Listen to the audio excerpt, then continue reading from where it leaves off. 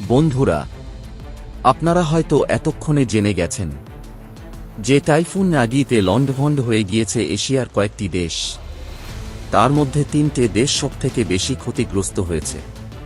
তারা হল Vietnam, Myanmar ও Laos.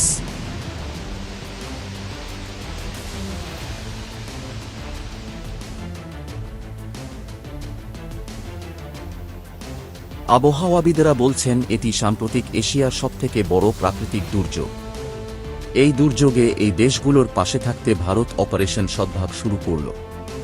গতকাল গাজিয়াবাদের হিন্ডন এয়ারবেস থেকে সেনার পণ্য বোঝাই প্লেন রওনা দিল ভিয়েতনাম, মায়ানমার ও লাওসের উদ্দেশ্যে, সাথে এনডিআরএফ এর টিম।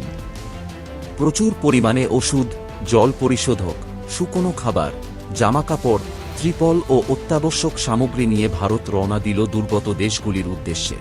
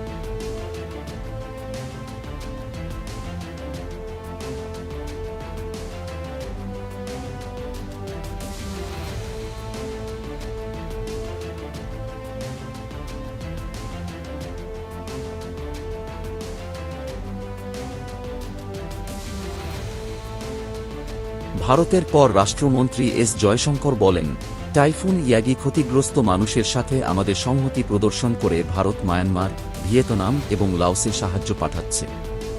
গতকাল ইন্ডিয়ান নেভির আইএনএস সাতপুরা মায়ানমারের উদ্দেশ্যে রওনা দিয়েছে 10 টন সাহায্য নিয়ে। তার মধ্যে রয়েছে শুকনো রেশন, পোশাক এবং ওষুধ সহ অত্যাবশ্যকীয় পণ্য।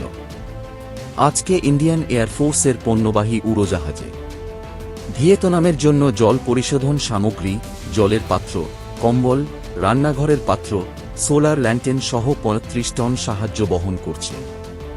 এবং লাওসের জন্য 10 টন সাহায্যের মধ্যে রয়েছে জেনসেট, জল পরিশোধন সামগ্রী, হাইজিন সরবরাহ, মশারি, কম্বল এবং ঘুমের ব্যাগ।